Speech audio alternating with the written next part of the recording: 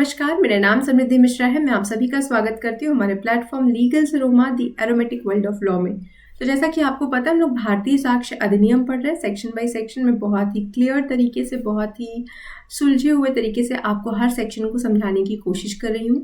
आज इसी श्रृंखला में हमारा लेक्चर नंबर 8, जहाँ पे हम बहुत ही इंपॉर्टेंट टॉपिक को डील करने जा रहे हैं। आशा करती हूँ कि आपने प्रीवियस लेक्चर्स जरूर देखे होंगे। अगर नहीं देखा है और आप चैनल पे पहली बार आए तो प्लेलिस्ट को खोलिए, वहाँ से जाकर मेरे प्रीवियस लेक्चर्स को देखिए, तभी ये क्लास आपको समझ में आएगी। जैसे हम भारतीय साक्ष्य अधिनियम में क्लोजली कनेक्टेड फैक्ट्स पढ़ते हैं, वैसे मेरे सारे लेक्चर्स भी एक दूसरे से क्लोजली कनेक्टेड होते हैं, तभी आपको प्रॉपर तरीके से सारी चीज़ों की क्लैरिटी होगी। चाहे वो लेक्चर नंबर 1 हो, 2 या 3, हमने हर लेक्चर में फैक्ट्स, रिलेवेंट फैक्ट्स, इन चीज़ों को बहुत अच्छे से समझाया है। तो हम जब बात कर रहे हैं क्लोजली कनेक्टेड फैक्ट की, तो आपको fact in issue, fact, relevant fact, इन सब की क्लियर जानकारी होनी चाहिए। इसीलिए मैं रिक्वेस्ट करूंगी कि आप प्रीवियस लेक्चर को भी देख के आइए। फालतू प्रमोशन में टाइम नहीं वेस्ट करेंगे। अगर पहली बार आए हैं तो चैनल को सब्सक्राइब कर लीजिएगा। क्लास पसंद आए तो दोस्तों के साथ शेयर करिएगा। कोई डाउट हो तो कमेंट बॉक्स में कमेंट कर दीजिएगा। तो आज हमारा लेक्चर नंबर 8 है, जहाँ पे हम लोग बहुत ही इंपॉर्टेंट टॉपिक को डील करने जा रहे हैं। अभी तक हम लोगों ने पार्ट नंबर 2 को शुरू किया था। पार्ट नंबर 2 में हम लोग चैप्टर नंबर 2 पढ़ रहे थे, जहाँ पे हम लोगों ने अभी तक 2 सेक्शन देखा है। एक सेक्शन नंबर 3 जो रेलेवेंसी ऑफ फैक्ट की बात करता है, और दूसरा सेक्शन नंबर 4 जो क्लोजली कनेक्टेड फैक्ट के बारे में बात करता है। यहाँ पे हमने बात किया था उन फैक्ट्स के बारे में जो पार्ट होते हैं सेम ट्रांजैक्शन के, जिसे हम रेस गेस्टे कहते हैं। इस पर प्रॉपर 40 मिनट्स का लेक्चर है मेरा, जहाँ पे मैंने बहुत सारे केस लॉस भी डील किए हैं। करीब 6 to 7 केसेस हैं। तो आप इस क्लास को ज़रूर विजिट करिएगा और अच्छे से समझिएगा। आज की क्लास हमारी होगी सेक्शन नंबर 5 पे, जहाँ पे हम लोग बात करने जा रहे हैं स्टॉप सीईओ के बारे में। ठीक है, इस वर्ड को हमेशा याद रखिएगा सेक्शन नंबर 5 के कंटेक्स्ट में। आपको मैंने प्रीवियस लेक्चर में बताया था कि सेक्शन नंबर 4 से लेके 14 तक हम लोग बात किसकी करते हैं, क्लोजली कनेक्टेड फैक्ट्स की करते हैं। तो आई होप कि सेक्शन याद होगा। आपको नहीं याद होगा तो एक बार मेरे साथ रिमाइंड करने की कोशिश करिएगा। 1 में हम लोगों ने क्या डील किया था, शॉर्ट टाइटल एक्सटेंड। सेकंड में हम लोगों ने डेफिनेशन को डील किया। थर्ड में हम लोगों ने रेलेवेंसी ऑफ फैक्ट पढ़ा। फोर्थ में हम लोगों ने रेस गेस्टे पढ़ा। फिफ्थ में हम लोग पढ़ने जा रहे हैं कॉज, इफेक्ट, ओकेजन के बारे में। सिक्स्थ में हम लोगों ने पीसीएम पढ़ा, प्रिपरेशन, कंडक्ट एंड मोटिव के बारे में। 7 में हम लोगों ने टेस्ट आइडेंटिफिकेशन परेड पढ़ा। 8 में हम लोगों ने कॉन्स्पिरेसी एंड कॉमन डिज़ाइन के बारे में पढ़ेंगे। 9 में हम लोगों ने प्ली ऑफ एलिबाई पढ़ी। 10 में हम लोगों ने अमाउंट ऑफ डैमेजेस पढ़ा। 11 में हम राइट्स एंड कस्टम्स के बारे में पढ़ेंगे। 12 में हम लोग state of mind, body and bodily injury के बारे में पढ़ेंगे। 13 में हम लोग किसकी बात करने जा रहे हैं, एक्सीडेंटल और इंटेंशनल के बारे में। और 14th में हम लोग कोर्स ऑफ बिजनेस की बात करेंगे। तो ये सारे फैक्ट्स कैसे होंगे, क्लोजली कनेक्टेड फैक्ट्स होंगे और ये रेलेवेंट फैक्ट कहलाएंगे। तो आशा करती हूँ कि आपने भी 4 से 14 तक सब कुछ मर्ज नोट पढ़े रहो। बाकी चीज़ें तो क्लियर होती जाएंगी क्लास के साथ। चलिए शुरू करते हैं सेक्शन नंबर 5 से, जो पहले 7 था हमारे इंडियन एविडेंस एक्ट में। तो यहाँ पे बात होती है स्टॉप सीईओ के बाद। देखिए, आपको भी पता है कि लॉ में हर एक फैक्ट रेलेवेंट नहीं होता है। इसीलिए शायद सेक्शन नंबर 3 में बहुत क्लियरली हमारे लॉ में स्टेट किया गया है कि देखो भाई, आप कोर्ट में एविडेंस किसके लिए लेकर आओगे, आप एविडेंस उन्हीं फैक्ट्स का लेकर आओगे जो फैक्ट इन इशू और रेलेवेंट फैक्ट को इस्टेब्लिश करने में हेल्प करे, उनकी एग्जिस्टेंस को इस्टेब्लिश करने में मदद करे। तो हम लोगों ने पहले ही समझ लिया था कि बाकी जो नो अदर्स फैक्ट हैं उनके बारे में हम बात नहीं करेंगे, मतलब इररेलेवेंट फैक्ट की तो बात ही नहीं होती है। तो यहाँ पे हम यही समझाने की कोशिश कर रहे हैं कि जो भी फैक्ट होते हैं वो सारे के सारे फैक्ट रेलेवेंट तो नहीं होते हैं, लेकिन हाँ कुछ ऐसे फैक्ट होते हैं जिनके माध्यम से हमें पता चलता है कि जो प्रिंसिपल फैक्ट है उसके अकरेंस के पीछे क्या कॉज था, क्या ओकेजन था, क्या इफेक्ट था, क्या सिचुएशन थी और क्या अपॉर्चुनिटी थी। मतलब इसको इस तरीके से समझिए, 2 शब्द समझने की कोशिश करिएगा। मेरी पेन मुझे नहीं दिख रही है, I am really very sorry. 2 चीज़ें समझने की कोशिश करिएगा। एक, हम दोनों सिचुएशन में फैक्ट्स के बारे में ही बात कर रहे हैं। पर ये फैक्ट्स क्या डिनोट करता है, इंसिडेंट के बारे में डिनोट करता है। अब जब हम इंसिडेंट की बात करते हैं तो इंसिडेंट से आपको क्या समझ में आता है, आपको समझ में आ रहा होगा फैक्ट इन इशू की बात हो रही है या रेलेवेंट फैक्ट की बात हो रही है। तो फैक्ट इन इशू क्या है, डिस्प्यूटेड फैक्ट, और रेलेवेंट फैक्ट क्या है, सपोर्टिव फैक्ट है। अब जो ये पहला वाला फैक्ट है इसका क्या मतलब है, ये हो सकता है कुछ ऐसे फैक्ट्स हो जो आपको किसके बारे में बताएं, कॉज क्या था इस इंसिडेंट के अकर होने के पीछे। समझ में आ रही बात, इफेक्ट क्या था, ये इंसिडेंट जब हुआ तो उसके बाद इफेक्ट क्या था, ऐसा कौन सा ओकेजन आ गया था, ऐसा कौन सा मौका था जब इस इंसिडेंट ने टेक प्लेस किया, सिचुएशन क्या थी, स्टेट ऑफ थिंग, अपॉर्चुनिटी क्या थी, मतलब कौन सा ऐसा मौका मिला जो मतलब एक्यूज ने चौका मार दिया। तो हम क्या पढ़ते हैं उन फैक्ट्स के बारे में, और वो सारे फैक्ट्स रिलेवेंट भी होते हैं जो इंसिडेंट के, मतलब जो फैक्ट इन इशू के cause, effect, occasion, state of things और अपॉर्चुनिटी के बारे में बताते हैं। तो इसी पे हमारी डिटेल डिस्कशन होगी। चलिए क्लास को शुरू करते हैं। तो सेक्शन नंबर 5 को याद करने का अच्छा तरीका है स्टॉप CEO करके पढ़िए इसको। तो स्टॉप CEO या CEO स्टॉप, तो C से कॉज, E से इफेक्ट, O से ओकेजन, ST से स्टेट ऑफ थिंग्स और OP से अपॉर्चुनिटी। समझ में आई बात। आप पढ़ते हैं facts which are the occasion, cause और इफेक्ट, मतलब वो फैक्ट्स जो ओकेजन, कॉज और effect, immediate or otherwise of relevant fact or fact and issue, or which constitute the state of things under which they happened, which afforded an opportunity for their occurrence or transactions are relevant। मतलब कोई ऐसा fact जिसने एक opportunity दी, मौका दिया, किसके regarding, जो आपका फैक्ट इन इशू था उसके अकरेंस के रिगार्डिंग, या कोई ऐसा सिचुएशन था जिस सिचुएशन की वजह से आपका फैक्ट इन इशू हुआ, जो डिस्प्यूटेड फैक्ट था वो अकर हुआ, वो फैक्ट भी रेलेवेंट होगा। कोई ऐसा फैक्ट जिसके माध्यम से कॉज, इफेक्ट, ओकेजन इस्टेब्लिश होता है और इन्हीं कारण के वजह से आपका फैक्ट इन इशू घटित हुआ, मतलब वो इंसिडेंट टुक प्लेस किया, तो उसे हम रेलेवेंट फैक्ट बोलते हैं। तो ओकेजन का मतलब आप समझ सकते हो, मौका की बात कर रहे हैं, कॉज का मतलब कारण क्या है, इफेक्ट का मतलब परिणाम क्या है, स्टेट ऑफ थिंग हम उस सिचुएशन, उस माहौल की बात कर रहे हैं, अपॉर्चुनिटी का मतलब फिर से एक बार आप समझ लीजिए कि ये भी एक मौका है, ये भी आपको एक अपॉर्चुनिटी मिल गई कि भैया हमको ये काम करना है, और इन सब चीज़ों के वजह से क्या होता है, रेलेवेंट फैक्ट अकर होता है। तो ये सारे फैक्ट जो बता रहे हैं, cause, effect, occasion, state of thing और अपॉर्चुनिटी के बारे में, ये सारे फैक्ट भी रेलेवेंट फैक्ट कहलाते हैं। आई होप मैं क्लियर हूँ। इसको हम इलस्ट्रेशंस के साथ बहुत अच्छे से समझेंगे। देखिए जो सबसे पहला वाला इलस्ट्रेशन है ना, इसमें आपको ओकेजन के बारे में पता चलेगा। ओकेजन क्यों, क्योंकि यहाँ पे फेयर लिखा है, यहाँ पे जो फेयर लिखा है उसका मतलब क्या है, मेला लगा हुआ था। तो मेला लगा हुआ क्या होता है, मेला अगर लगा है, आप मेले में जाते होंगे, तो मेला क्या हुआ, एक ओकेजन ही तो हुआ ना। अब उस ओकेजन पे क्या हुआ था, मतलब मिस्टर ए जाते हैं, मिस्टर बी जाते हैं, ठीक है, मेले में जाते हैं, और मेले में एक बढ़िया सा सूटकेस लेके जाते हैं, खूब बन ठन के जाते हैं और बताते हैं वहाँ पे कि देखो मेरे पास इतना सारा पैसा है। तो उन्होंने क्या किया, उन्होंने एक तरीके से आ बैल मुझे मार वाली सिचुएशन क्रिएट कर दी। कैसे कर दी, कि मैं खूब बढ़िया बढ़िया जेवर वगैरह पहन के जाऊँ कहाँ, मेला देखने। और हमें भी पता है कि मेले में छिनैती, डकैती, सारी चीज़ें हो जाती है, लोग छीन के भाग जाते हैं, स्नैचिंग जिसे हम कहते हैं। तो मैं बढ़िया से सब कुछ सज धज के जाऊँ, और मेले में घूमने जा रही हूँ, शादी में घूमने जा रही हूँ, मुझे पता है कि यहाँ पे ऐसी चीज़ें होती हैं। और उसके बाद क्या होता है, बी ने जब मेले में अपने सारी चीज़ें को दिखाया जो उसके पोजीशन में थी, तो उसके बाद रॉबरी कमिट हो गई, मतलब ए ने बी को रॉब कर लिया।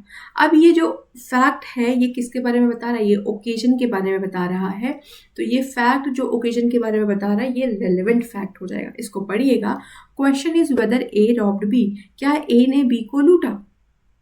The fact that shortly before the robbery commit हुआ, उसके जस्ट पहले क्या हुआ था कि B went to fair with money, B एक मेले में जाते हैं खूब मनी लेकर, और वो मनी उनके पोजीशन में था, and that he showed it, और वहां पे उन्होंने दिखाया उसको, एंड मेंशन द फैक्ट, और ये भी फैक्ट मेंशन किया कि मेरे पास 20 लाख रुपए हैं। और ये किसको बताया, किसी तीसरे पर्सन को उन्होंने बताया। तो ये जो फैक्ट था, मेले में जाना, वहां पे दिखाना और बताना किसी थर्ड पर्सन को, ये फैक्ट रेलेवेंट फैक्ट होगा। और ये फैक्ट क्या एस्टेब्लिश करता है, मेन फैक्ट क्या हुआ, रॉबरी हुआ है, ठीक है। मेन फैक्ट क्या है, प्रिंसिपल फैक्ट क्या है, रॉबरी हुआ है। तो ये मेले में जाकर आपने दिखाया है, ये क्या हो गया, ये एक सपोर्टिव फैक्ट कह सकते हैं, या ये ऐसा फैक्ट है जो ओकेजन के बारे में बता रहा है। तो ये फैक्ट क्या होगा, रेलेवेंट होगा। अब इस फैक्ट के ऊपर आप केस का नाम भी लिख लीजिएगा। इस पे कोई नाम नहीं है शायद, ये वैसे आर वर्सेस रिचर्डसन का केस है शायद। इसको अभी देखते हैं आगे, अभी जब हम ओकेजन को अच्छे से पढ़ेंगे तो वहां पता चलेगा। से अब इलस्ट्रेशन नंबर 2 देखिए। The question is whether A murdered B. Question ये है कि क्या ए ने बी को मारा। Marks on the ground produced by the struggle at or near the place where the murder was committed are relevant fact. तो यहाँ पे हम लोग अब बात क्या कर रहे हैं, इफेक्ट के बारे में बात करें। इफेक्ट के बारे में कैसे पता चलता है, इफेक्ट के बारे में कुछ इस तरीके से पता चल रहा है कि जो ग्राउंड पे स्ट्रगल के मार्क्स है वो क्या हुआ कि कोई इंसिडेंट अकर हुआ, इंसिडेंट होने के बाद की जो घटना, मतलब परिणाम की बात हो रही, इफेक्ट की बात हो रही है, तो वो फैक्ट्स जो इफेक्ट डिनोट करते हैं वो भी रिलेवेंट फैक्ट कहलाते हैं। आई होप मैं क्लियर हूँ। इस केस का नाम है आर वर्सेस रिचर्डसन। यहाँ पे कहते हैं कि देखो आर वर्सेस रिचर्डसन का केस है, ठीक है। यहाँ पे सवाल ये उठता है कि जो ग्राउंड्स पे मार्क्स ऑफ स्ट्रगल दिखाई दे रहे थे, जहाँ पे मर्डर कमिट हुआ, वो क्या बताते हैं, वो एक इफेक्ट के बारे में बताते हैं। तो इसको हम आर वर्सेस रिचर्डसन के केस से सिमिलर है ये इलस्ट्रेशन। आप इस केस के बारे में जान लीजिए कि एक छोटी सी बच्ची थी जो कॉटेज में रहती थी, ठीक है, और उसी कॉटेज में उसकी मृत्यु हो गई। अब जब मृत्यु हुई तो जहाँ पे मतलब मर्डर का जो स्पॉट था उस एरिया के पास ना हमें फुटप्रिंट्स मिलते हैं, फुट स्टेप्स मिलते हैं, और उस फुट स्टेप से पता चलता है कि किसी ने कोई जूता पहना था, उस जूते में बड़ी बड़ी कीलें लगी हुई थी। तो जब कीलें लगी हुई थी या कोई नॉब लगा हुआ था, तो इसके वजह से क्या समझ में आता है कि effect of fact in issue, मतलब फैक्ट इन इशू का हमें इफेक्ट पता चल जाता है कि परिणाम क्या था। जो वहाँ पे मृत्यु हुई तो वहाँ पे किसी का शूज दिख रहा था, तो वो फैक्ट जो इफेक्ट को बताते हैं वो भी क्या होंगे, वो भी रेलेवेंट फैक्ट कहलाएंगे। The question is whether A poison B. अब ये भी एक केस पे बेस है। केस का नाम है आर वर्सेस DONELLAN,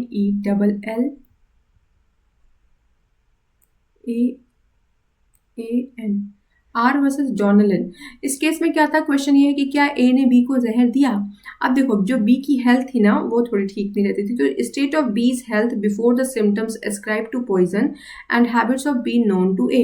अब बी की जो हैबिट्स थी ना वो ए को पता थी, और उसी हैबिट्स के वजह से ए को एक अपॉर्चुनिटी मिल गई पॉइजन देने की। तो ये जो अपॉर्चुनिटी है पॉइजन देने की, मतलब कोई ऐसी हैबिट जिसकी वजह से मुझे एक मौका मिल जाए। जैसे मुझे पता है कि मेरे घर के सामने से हमारे गांव के प्रधान 5 बजे डेली वॉक करते हैं। अभी 5 बजे डेली वॉक करते हैं, ये एक मुझे उनकी हैबिट के बारे में पता है। 5 से 1 कम नहीं, 5 से 1 ऊपर नहीं। तो अब क्या हुआ, उसी समय कोई घटना घटित हो जाती है, उन्हें कोई पीट देता है, मार देता है, तो ये जो अपॉर्चुनिटी है ये रेलेवेंट फैक्ट कहलाएगी। समझ में आ रही बात। तो आर वर्सेस डोनाल्ड का जो केस था, तो यहाँ पे बोल रहे हैं कि वो फैक्ट जो अकरेंस को अफोर्ड करने के लिए आपको कोई अपॉर्चुनिटी दे देता है, तो वो फैक्ट रेलेवेंट फैक्ट कहलाता है। तो यहाँ पे इस केस में क्या था कि क्या ए ने बी को जहर दिया, मतलब बी के हेल्थ कंडीशन के बारे में ए को पता था, और ए उसको डेली उसको मेडिसिन देते थे, और मेडिसिन की जो बॉटल है वो वहीं पे रखी रहती थी। अब ये बात पता थी कि जब भी मदर आएगी वो बॉटल खोलेगी, मुझे दवा देगी। तो क्या हुआ कि कुछ ऐसे कंडीशंस हुई कि वहाँ पे कोई और बॉटल रख दी गई थी, और जब बॉटल खोला गया और उस मदर ने उस पॉइजन को पी लिया, मतलब दवा पी समझ के पॉइजन पी लिया, तो इसकी वजह से क्वेश्चंस अराइज हुए कि क्या जो पॉइजन एडमिनिस्टर कराया गया है ये किसी अपॉर्चुनिटी को अफोर्ड करता है, अगर हाँ तो ये रेलेवेंट फैक्ट कहलाएगा। तो ये तो 3 इलस्ट्रेशंस थे जहाँ पे हमने क्या क्या बात किया, हमने बात किया कॉज के बारे में, ओकेजन के बारे में, इफेक्ट के बारे में और अपॉर्चुनिटी के बारे में। 3 हैं, और कई बार पूछ भी लेता है, ये इलस्ट्रेशन आपको दे देगा और पूछेगा कि यहाँ पे इस फैक्ट से कॉज दिख रहा है, इफेक्ट दिख रहा है या अपॉर्चुनिटी दिख रहा है। तो याद रखिएगा सेक्शन 5 में 3 इलस्ट्रेशन हैं और तीनों में यही चीज़ें बताई गई है। पहले में ओकेजन, दूसरे में इफेक्ट और तीसरे में अपॉर्चुनिटी। इसे लिख भी लीजिएगा। जो बी इलस्ट्रेशन है वो आर वर्सेस रिचर्डसन वाले केस जैसा है, जो सी वाला है वो आर वर्सेस डोनाल्ड का केस जैसा है। चलिए अब आगे बढ़ते हैं, थोड़ा और डिटेल में समझने की कोशिश करते हैं। तो समझ में इतनी बात तो शुरू से आ गई होगी कि सेक्शन 5 में 5 चीज़ों की बात होती है। पहला है ओकेजन, दूसरा है कॉज, तीसरा है इफेक्ट, चौथा है स्टेट ऑफ थिंग और 5वां है अपॉर्चुनिटी के बारे में। तो फैक्ट कंस्टिट्यूटिंग द ओकेजन के बारे में हम सबसे पहले पढ़ेंगे। जब हम इस केस को पढ़ते हैं, इस टाइटल को पढ़ते हैं या इस लाइन को पढ़ते हैं, तो हमारे पास आर वर्सेस रिचर्डसन का केस आ जाएगा, वही कॉटेज वाला। तो कहते हैं ओकेजन की जब हम बात कर रहे हैं तो एविडेंस कब दिया जाएगा, जब सेट ऑफ सर्कमस्टांसेस हैं उनकी वजह से कुछ हैपनिंग्स होती है और वो फैक्ट इन इशू का हैपनिंग, मतलब कोई इंसिडेंट अकर होता है, तो वो एविडेंस आप किस चीज़ का दोगे, फैक्ट इन इशू के हैपनिंग को इस्टेब्लिश करने के लिए, उसके एग्जिस्टेंस को इस्टेब्लिश करने के लिए देंगे। तो ऐसे एविडेंसेस रेलिवेंट होते हैं। ओकेजन का मतलब क्या हुआ, ओकेजन मतलब वो सर्कमस्टेंसेस जहाँ पे समय, मतलब जिस समय पे फैक्ट एंड इशू अकर हुआ था उसे हम ओकेजन कहते हैं। कोई आपको मौका मिल गया, उसी मौके पे आप जाके चौका मार के चले आते हो, तो उसे ओकेजन कहते हैं। तो वो फैक्ट जो ओकेजन को कंस्टिट्यूट करते हैं उन्हें हम बोलते हैं कि वो फैक्ट भी रेलिवेंट होंगे। जब हमने प्रूव डिसप्रूव पढ़ा था तो वहाँ पे मैंने बताया था कि आप कोर्ट में जाके क्या देते हो, एविडेंसेस देते हो, तब तक दोगे मतलब जब तक आपका जज बिलीव ना करने लगे कि हाँ ये जो एविडेंस उन्होंने दिया है ये फैक्ट इन इशू को इस्टेब्लिश कर रहा है, उसके एग्जिस्टेंस को इस्टेब्लिश कर रहा है, तभी उसके हिसाब से कोर्ट उस पर जजमेंट देती है। तो यहाँ पे बोलते हैं evidence can always be given of this set of circumstances, जो जो सर्कमस्टेंसेस घटित हुए तो उन सब का आप एविडेंस दोगे, और वो सेट ऑफ सर्कमस्टेंसेस क्या दिखा रहे हैं कि फैक्ट इन इशू हैपेंड हुआ था, तो वो सारे एविडेंसेस रेलिवेंट होंगे। तो ओकेजन भी क्या बताता है, एक सर्कमस्टेंसेस बता रहा है जिसकी वजह से फैक्ट इन इशू अकर हुआ, तो वो ओकेजन क्या हुआ, रेलिवेंट हुआ, मतलब ओकेजन वाला फैक्ट भी रेलिवेंट कहलाएगा। इसमें केस हमेशा याद रखिएगा, आर वर्सेस रिचर्डसन का केस था, जहां पे जब गर्ल अलोन रहती है कॉटेज में, मतलब कॉटेज में अकेले रहती है वो लड़की, तो उस समय कोई व्यक्ति आके मर्डर कमिट करके चला जाता है। तो ये क्या हुआ, एक तरीके का मौका मिल गया था उसको, और ये ओकेजन वाला जो सर्कमस्टेंसेस है ये भी फैक्ट इन इशू, इसकी वजह से फैक्ट इन इशू अकर हुआ, तो ये भी रेलिवेंट कहलाएगा। फिर हमारे पास सेकंड आता है fact which shows the cause, मतलब वो फैक्ट जो कॉज के बारे में बात करते हैं। कॉज मतलब कारण हो गया, क्यों ये पर्टिकुलर एक्ट हुआ था। तो इसमें एक केस था इंडियन एयरलाइन वर्सेस माधुरी चौधरी। इस केस में बोला गया कि जो इंक्वायरी कमीशन की रिपोर्ट आई थी कि एयर क्रैश क्यों हुआ, वो रिपोर्ट रेलिवेंट होगी सेक्शन 5 के तहत, क्या बताने के लिए, कॉज को इस्टेब्लिश करने के लिए कि एक्सीडेंट के पीछे का कॉज क्या था वो इस्टेब्लिश करने के लिए इंक्वायरी कमीशन की जो रिपोर्ट आई थी वो रिपोर्ट रेलेवेंट हो जाएगी। तो कॉज के माध्यम से हमें क्या पता चलता है कि ये पर्टिकुलर एक्ट के पीछे का कारण क्या था। तो अगर कोई भी फैक्ट वो कारण बताता है then that fact is relevant fact. Section number 5 में थर्ड पॉइंट बात करते हैं प्रिंसिपल फैक्ट्स के बारे में, इफेक्ट के बारे में। इफेक्ट ऑफ प्रिंसिपल फैक्ट मतलब जो प्रिंसिपल फैक्ट हो, मान लो किसी का मर्डर हुआ या रॉबरी हुई, तो उसकी वजह से अल्टीमेट रिजल्ट क्या आया है, कोई भी एक्ट डन हो गया तो उसका अल्टीमेट रिजल्ट को हम इफेक्ट कहते हैं।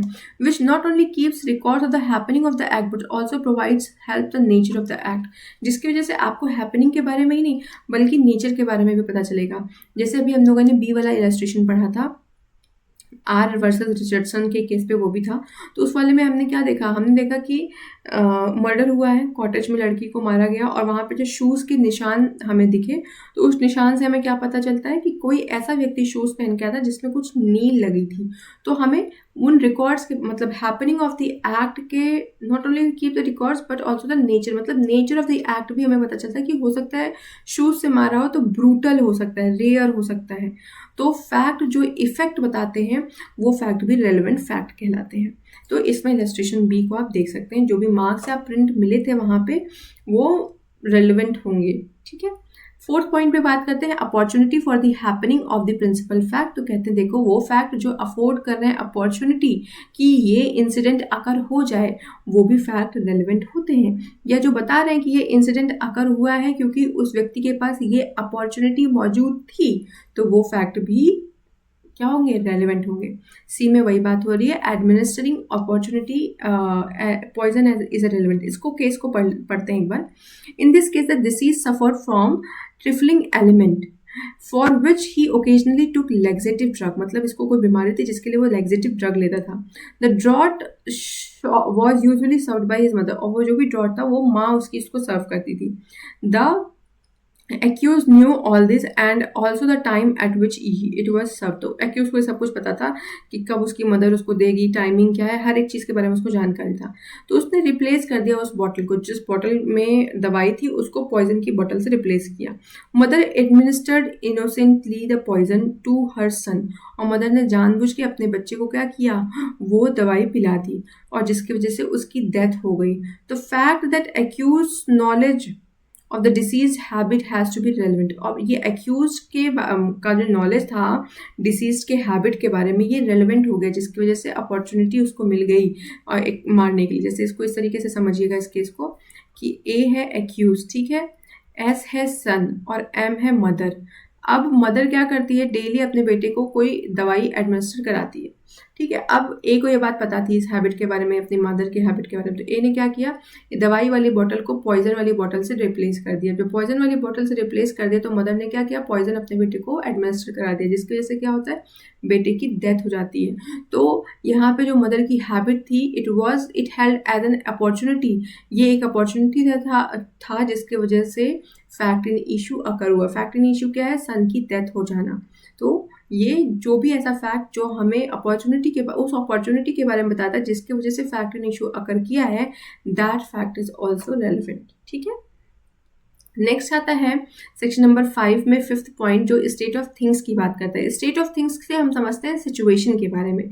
मतलब यहाँ पे कह रहे हैं कि स्टेट ऑफ थिंग का मतलब होता है वो फैक्ट जिसको अगर हम कोर्ट के सामने अगर रख देते हैं तो कोर्ट बहुत ही आसान शब्दों में समझ सकता है कि बैकग्राउंड क्या है प्रिंसिपल फैक्ट का। तो इसमें एक केस था रैटन वर्सेस इसका नाम है रेगिनम, INIM होगा, रेगिनम, ठीक है। तो इस केस में क्या होता है, एक्यूज के ऊपर चार्जेस लगे थे, प्रोसिक्यूट हो रहा था कि उसने अपनी वाइफ को मार डाला। तो उसने डिफेंस ये लिया कि मैं अपनी वाइफ से खुश नहीं था और उसका किसी और मेरा किसी और के साथ अफेयर चल रहा था। ही वॉज कैरिंग, याद रखिएगा, शी बार बार समझ लेते हैं सब लोग। तो उसका अफेयर चल रहा था किसी और महिला के साथ, और इसी वजह से मतलब ये जो सिचुएशन था, इसको जब प्रिंसिपल फैक्ट के साथ रखा गया, मतलब कोर्ट के सामने रखा गया, तो समझ में आ गया कि उसने मारा क्यों था।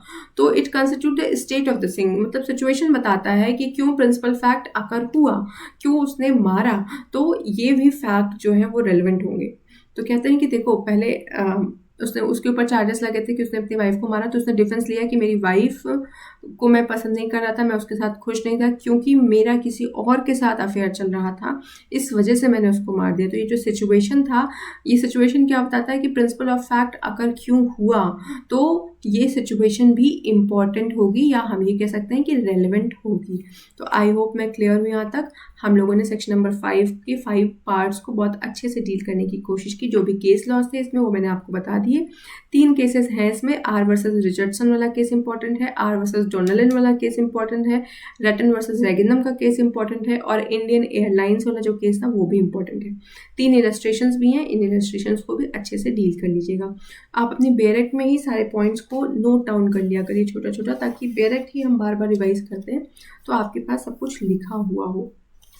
आशा करती हूँ आज की क्लास आपको पसंद आई होगी। जो भी मैंने आपको पढ़ाने की कोशिश की है वो भी आपको क्लियर हुआ होगा। In case of any doubt आप मुझसे मेरे कमेंट बॉक्स के माध्यम से रीच आउट कर सकते हैं। आज के लिए बस इतना ही। Thank you, have a good day, नमस्ते।